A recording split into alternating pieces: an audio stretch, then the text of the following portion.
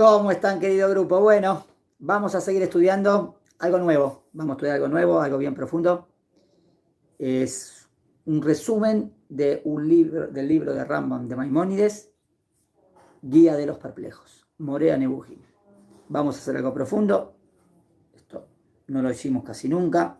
O sea, siempre hablamos de estos temas. Pero quiero ir ordenadamente analizando tema por tema.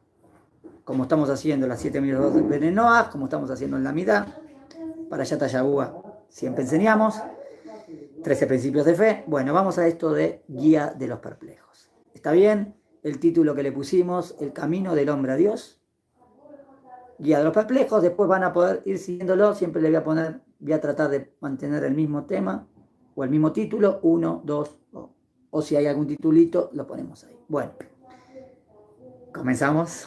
Vamos. Analicemos las palabras básicas. Empezamos con los términos que definen al hombre, los términos que definen al ser humano. En Bereshit 1, Génesis 1, se narra que Dios hizo al hombre, entre comillas, a imagen y semejanza de él. Tenemos que analizar qué significa imagen y qué significa semejanza, porque sabemos que Dios no tiene imagen. ¿Está bien? Entonces, en Ivrit los términos son Tzalmenu, Kidmutenu. Tzalmenu y Dmutenu. Tenemos que analizar estos conceptos que normalmente se traducen como imagen y semejanza. Los términos hebraicos originales son Tselem y Demut. Tselem en hebreo sería la forma, esperen, y explicar, no forma como hablamos hoy en día. En la huella de la filosofía aristotélica, todo ser está constituido de forma y materia. Forma y materia. O sea, forma sería la esencia y materia. La forma es el alma, es lo que hace a la materia diferente de otras. ¿Está bien? O sea, en el ser humano sería el alma, ¿está bien? Tiene cuerpo, pero tiene alma. Entonces, Tselem sería la alma. ¿Está claro? Hay cuerpo y hay materia. En este caso, Tselem sería el alma. Ahora explica el Rambam. Dice, la forma es lo que hace a la materia diferente de otra. En el ser humano, más que nada es el intelecto. Más que nada es la capacidad raciocinio, de pensamiento. Tselem alude, pues, al intelecto de la especie humana. Según esto, entonces la palabra Tzalmenu significa la capacidad, el intelecto que tenemos.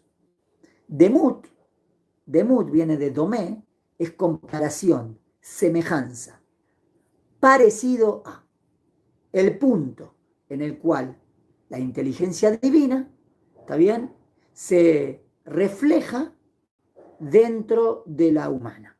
Sería, entre comillas, más o menos donde está el parecido, o lo más que yo puedo hablar que hay algo parecido. Obvio que no es en cuerpo, porque Dios no tiene cuerpo.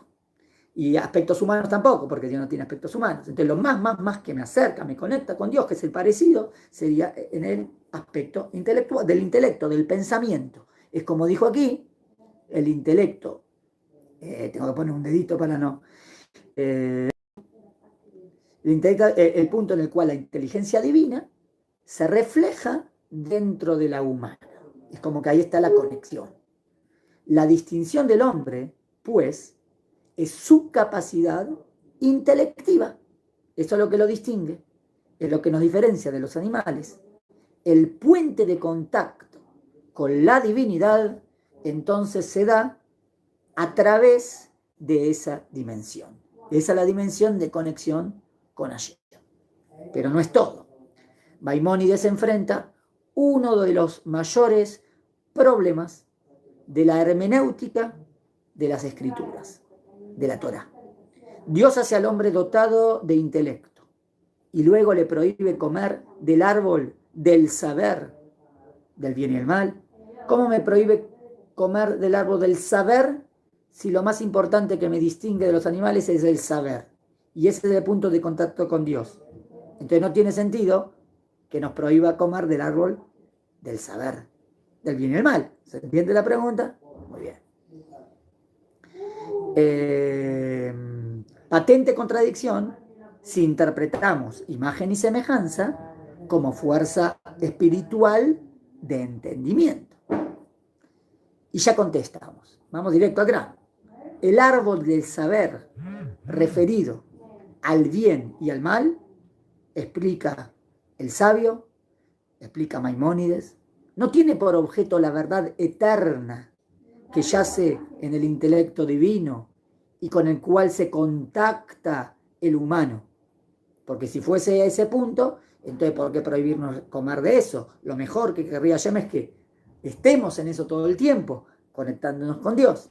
O sea, que el árbol del saber del bien y el mal no se refiere a eso. ¿Y entonces a qué se refiere? Sino a las convenciones de los hombres, convenciones, relatividad, ahora vamos a ver, acerca de los valores. Lo que para una persona, una sociedad parece que eso está bien y esa sociedad parece que esto está mal. Las convenciones, ahora voy a explicar. El bien y el mal, que dice ahí ese árbol que está prohibido comer, lo que representa ese árbol, son relativos al hombre, relativos a las sociedades, no las verdades universales, las verdades absolutas. La verdad y la falsedad son absolutas. Y eso, obvio que Dios querría que comamos de eso, que estemos siempre, sepamos la verdad y sepamos que es mentira, para no equivocarnos. Lo que está prohibido es comer del árbol del bien y el mal. El árbol del bien y el mal no es el árbol del bien y el mal absoluto, sino el bien y el mal relativo. O sea, cuando no sabes cuál es la verdad, cuándo es de verdad bien y cuándo es de verdad mal. O sea, sería como el árbol que te confunde el bien y el mal. ¿Está bien? Ese es el árbol del bien y el mal. De lo que a este le parece bien, a este le parece mal, de la relatividad. No comas de ese árbol de la relatividad porque te va a confundir. Porque te van a decir que es todo relativo. Que esto para mí está bien, para mí está... No, no. Nosotros queremos lo absoluto, lo que de verdad es correcto. El bien y el mal son relativos al hombre, a la sociedad. La verdad y la falsedad son absolutas. El hombre, por lo tanto, cae de lo absoluto a lo relativo. Ese es su mal y ese será entonces su drama. O sea, si estábamos en lo absoluto, estábamos perfectos, apegados a Dios, pero caer a lo relativo y ahora yo no entiendo qué está bien y qué está mal, eso sí que es un jet, eso sí que es un pecado. Eso es el comer del árbol del bien y el mal. De aquí en adelante se vislumbra el camino humano como lucha contra las apariencias de lo transitorio. Ahora tengo que luchar contra esto, de las apariencias de lo transitorio, para entender cuál es la verdad. De lo convencional llamado, entre comillas, bueno, o entre comillas, malo. Cáscaras y accidentes que se presentan ante el entendimiento y lo opacan, o sea, no lo dejan ver la verdad, para arribar, que ese sería nuestro objetivo, a la luz superior, impoluta, absoluta de la verdad.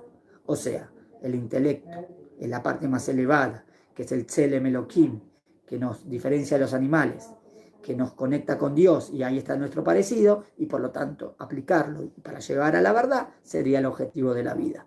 Y no confundirme y no entender qué está bien, o sea, el árbol del bien y el mal sería lo que te confunde el bien y el mal, y no entender cuál es el bien y el mal absolutos y verdaderos. Sino eso relativo no me deja ver la verdad. De Moshe está dicho, y la imagen de Dios mira, Utmunat Hashem y Abit. Obvio que Dios no tiene imágenes, ¿no? Mirar es aquí, entonces, concebir, captar intelectualmente. Entonces, Moshe capta intelectualmente en su limitado, en lo máximo que se puede captar, a Dios a través del intelecto. Maimónides rechaza todo antropomorfismo. Moshe, para poder mirar, entre comillas, la verdad de Dios, en Dios, ha de pasar por todo un proceso previo. Proceso previo, tiene que prepararse, de enriquecimiento espiritual. Conocimientos, ciencia, sabiduría, cuanto también de fortalecimiento personal, en la virtud, en las virtudes, en las cualidades morales, que lo coloca por encima de los devaneos humanos del bien y el mal relativos. Tiene que estar en un nivel superior a nivel humano, cualidades humanas, y a nivel sabidurías, que deja eso relativo atrás y ve la verdad. y así se va acercando cada vez más a la verdad. El camino de ascenso a la cumbre es duro, es difícil y es arduo. El camino a la cumbre no es un camino físico, es un camino espiritual. Es de a poquito, vamos elevándonos. En cambio, el resto de los hijos de Israel, de nuevo, en cambio el resto de los hijos de Israel, en la misma situación del Sinai, vamos a traer una comparación con Shemot 24, pasuk 10, que se acuerdan que tenían que subir al monte y a Ishtahabum y Rajok, se arrodillarán de lejos. Pero ahí dice que vieron, ¿se acuerdan? Entonces, en la misma situación, tuvieron una visión sumamente imperfecta. No tenían que ver, tenían que guardar el límite, tenían que arrodillarse de lejos, pero ellos quisieron ver al Dios de Israel. Y entonces tuvieron una visión, pero confusa, imperfecta, desde donde el atisbo de verdad se mezcla con toda suerte de distorsiones imaginarias. Cuando uno no está preparado y entra en niveles superiores, entonces no entiende bien. Entonces la imaginación lo puede confundir. Entonces la visión no es exacta. Suerte de distorsiones imaginarias. El concepto mezclado con residuos de la materia. Es como que el concepto, la esencia, lo que él quiere captar, pero como no está elevado, mezclado con la materia, entonces no está captando bien, o está marcando la diferencia entre Moshe Rabenu, cuando sube al monte Sinaí y llega al máximo nivel, y también lo que los tenían que acompañar para cerrar el pacto, pero que se precipitaron y quisieron ver más de lo que estaban preparados. ¿Está bien hasta aquí? Poco más. A partir del capítulo 26, no sé si hacerlo esto o bueno, déjenme ver. Muy bien. Bueno, vamos a seguirlo, está bien, vamos a seguirlo. A partir del capítulo 26, de la primera parte del Guía de los Perplejos, del Moreh Nevuchim, el filósofo judío Maimónides emprende su esforzada empresa de erradicar, quitar de nuestra mente todo antropomorfismo en la concepción de lo divino. ¿Qué es antropomorfismo? Que le da forma. Dios no tiene forma. Entonces Dios no puede ser, no hay entonces hay que quitar todo antropomorfismo de Dios en la concepción de lo divino. La tarea es titánica. ¿Por qué? Precisamente hay que enfocarse a explicar las escrituras, la Torá, el Tanaj, la Biblia, que si bien en comparación con literaturas de otras religiones está casi despojada de concesiones a la imaginación humana, es que en comparación con otras escrituras de otros libros, tiene conceptos que lo ven a Dios con cuerpo y forma, ¿no? No obstante, de tiempo en tiempo apuntan a alguna característica psicológica o de acción o de pensamiento atribuida a Dios, porque vamos a ver que Dios es incaptable. Entonces, pero la Torah te habla de Dios. Entonces dice, y Dios pensó, y Dios se arrepintió, y Dios extendió su mano, y Dios descendió. A veces hay pesukim así, y hay que entenderlo, porque Dios no tiene cuerpo ni forma, entonces no se mueve, no tiene mano, entonces extendió su mano. Pintió, arrepentimiento es un cambio, es no saber lo perfecto y después cambiar. Pensó también es una cualidad humana. Entonces, de vez en cuando los pesukim hablan así de Dios. ¿Cómo entender esos versículos? El racionalista, Rambam es una persona que le utiliza el intelecto, debe atender a todos estos versículos en bifurcadas líneas de comprensión. Tiene que analizarlos y comprenderlos. Una, que los explique. La segunda, que los conserve en la plenitud de su veracidad y santidad. Por un lado, tengo que explicar a qué se refirió ese pasuk, pero por otro lado no puedo decir, quiere decir eso y a lo mejor eso no tiene nada que ver. No, pero el versículo está escrito de esta manera. ¿Qué te quiso decir? O sea, tengo que explicarlo, pero tiene que ser verdadero lo que estoy diciendo, no una idea mía. O sea, que conserve la plenitud de su veracidad y de su santidad.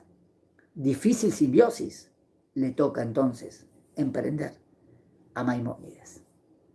El gran filósofo fue precedido por múltiples sabios que ya tocaron estos temas, abordaron estos temas, buscaron solución radical, tiene que haber una solución de raíz que me explique. ¿Cómo puede ser que hay versículos en la Torá que a veces hablan de Dios como que tiene con forma, si Dios no tiene forma? ¿Cómo se entienden todos estos pesukim? Hay una frase tremenda de los jajamim que ya te explican eso de raíz. Y Maimónides, fiel siempre a la tradición. Maimónides es fiel a la tradición judía. Esta tradición se resume en una fórmula talmúdica. ¿Cuál es la fórmula? Dice, Dibra Torah, Bilshon Bene Adam. Habló la Torah en el lenguaje de los hombres. La Torah habla en el lenguaje humano. Por eso de repente me dice la mano de Dios. Obvio que Dios no tiene mano. Y Dios vio, pero Dios no tiene ojos. Obvio que Dios no tiene ojos de Dios. ¿Está bien? Entonces, la Torah te habla en el lenguaje humano. Dibra Torah, para que entendamos. Porque si no, no vamos a entender nada. Algo me quiere explicar. Me quiere explicar cómo Dios maneja las cosas. Pero me la tiene que explicar con palabras del mundo. El lenguaje de la Torah, por lo tanto, el referido a Dios, es siempre consecuencia, no de lo que Dios es, sino de lo que los hombres, la masa popular, puede entender. O sea, la Torah se tiene que amoldar a nuestras cabezas. Tiene que hablar en el lenguaje humano. Y la Torah también, dentro del pueblo, siempre tenés las personas más, que saben más filósofos, más pensadores, pero no es la mayoría. La mayoría es el pueblo, que entiende a nivel normal. O sea, la Torah es para el pueblo, para todo Israel. Entonces, ¿en qué idioma tiene que hablar? En el idioma de la mayoría. Eso es lo que dijo la masa popular. El lenguaje de la Torah, por lo tanto, el referido a Dios, es consecuencia no de lo que Dios es. O sea, no es de lo que Dios es de verdad, sino de lo que los hombres pueden entender. O sea, tengo que hablarle al hombre de cómo es Dios, pero según la capacidad de la persona que está aprendiendo, entendiendo y escuchando. Entonces, la Torah se tiene que amoldar. Como a los niños, hay que hablarles en un idioma que les sea asequible, que puedan entender. El pueblo requiere de imágenes concretas. En esas imágenes, la Torah procura educarlo y va a ir mostrándole la perfección divina, pero de a poquito. Y va a hablar con ideas de imagen. Obvio que ya de absoluto decimos que Dios no tiene ni cuerpo ni forma, pero a veces va a utilizar antropomorfismos. Aunque esa perfección, miren lo que dice, aunque esa perfección no es sino relativa a nosotros, en cuanto a Dios, todo lo que consideramos perfección, en verdad es defecto. Qué profundo. Dice, mira, nosotros queremos enseñar, la Torah quiere enseñar que Dios es perfecto. ¿Cómo te voy a enseñar que Dios es perfecto? Si todas las palabras que tengo son las palabras de la creación, y la creación no es perfecta como Dios, el ser perfecto. O sea, tengo que utilizar palabras del idioma, palabras que para nosotros hablan de perfección, a pesar que si las aplicásemos a Shem, realmente no es la perfección, porque es una palabra humana. Pero son palabras que para nosotros hablan de perfección. Por ejemplo, saber. O sea, ignorar habla de imperfección. Saber habla de perfección. Entonces, obvio que va a hablar del pensamiento divino que Dios sabe, que son palabras de perfección, para hablar de Dios. ¿Se entiende?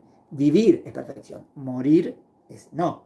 Entonces, siempre las palabras que se van a aplicar a Dios son palabras que hablan de perfección para nosotros.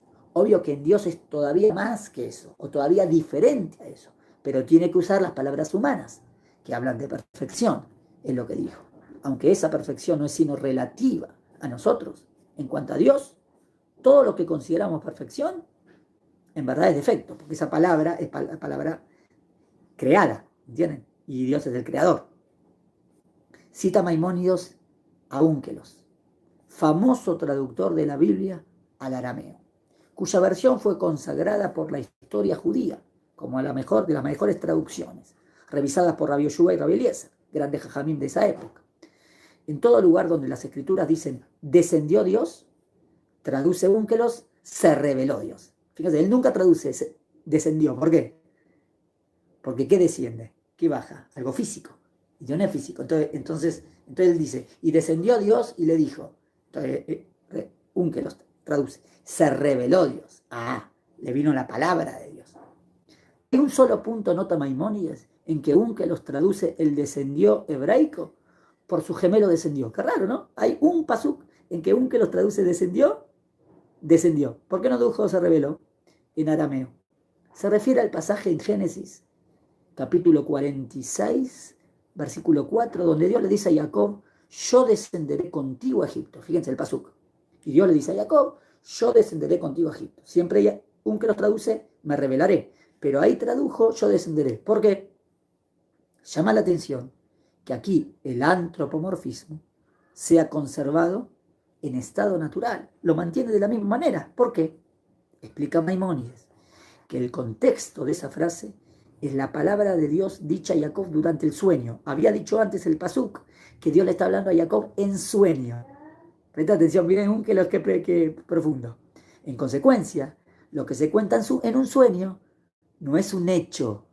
Por eso no tiene reparo Únkelos en respetar los términos del sueño fantasía, de mensaje real, pero de expresión imaginaria. Él no tiene problema en traducir exactamente descendió, porque el pasuk anterior dice es en el sueño. Entonces en el sueño no es algo literal. Entonces puedo traducir descendió. Obvio que Dios no se mueve. Es en el sueño que está captando algo, por eso lo tradujo literalmente. Sueño de mensaje real, pero de expresión imaginaria.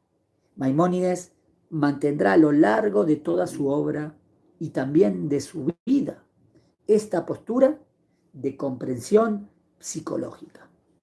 Las verdades no son dables a todos por igual. La verdad no le puede venir a todos por igual, porque tiene que estar esa persona preparada para captar esa verdad. Por eso hay que a veces amoldarse y decírsela en sus idiomas, como en la Haggadah de Pesaj se le habla a los chicos, ¿no? En el idioma. Si un chico de 5 años le vas a hablar como un chico de 5, uno de 10 como de 10, uno de 15 como de 15. Hablarle en lo que ellos pueden entender. Las verdades no son dables a todos por igual. El hombre real es el de la vida cotidiana. Tiene sus limitaciones. No todos están capacitados para captar verdades en toda su pureza. Cada uno en su nivel. Y si esa persona no está preparada y le vas a decir esa verdad, no la va a entender. Y puede hacerle mal también. Por eso hay que tener mucho cuidado. Hay una frase ahí en la película de Matrix 1 que dice, cuando lo despiertan a Neo, ¿no? Dice, perdona que te desperté, hay mentes que no están listas para ser despertadas. Esa frase es muy buena. O sea, tiene que estar lista para ser despertada, para entender. Usamos este vocablo. No todas están capacitadas para captar verdades en su pureza. Usamos esta palabra, capacitados, con precisión. Precisión analítica. No se trata de fatales diferencias biológicas de unos que vienen mejor dotados al mundo que otros. El tema no es ese, que es uno como que genéticamente esté mejor que el otro. No, el tema es el de la educación. Unos son más educados, entrenados que otros y por lo tanto capacitados. O sea que eso de capacitado tiene que ver con la persona, cómo se dedicó a aprender. Y según eso va a poder captar la verdad. Entonces lo deja todo al libre albedrío y que cada uno de nosotros puede crecer. Bueno, es un tema muy profundo, no sé si se habrán dado cuenta, es librazo, temas muy profundos, trato de decirlo en conciso, yo voy a tratar de explicarlo y lo vamos a ir estudiando. Bueno, seguiremos estudiando, apenas seguimos estudiando, yo le mando un link, ahora empieza la clase. Saludos a todos.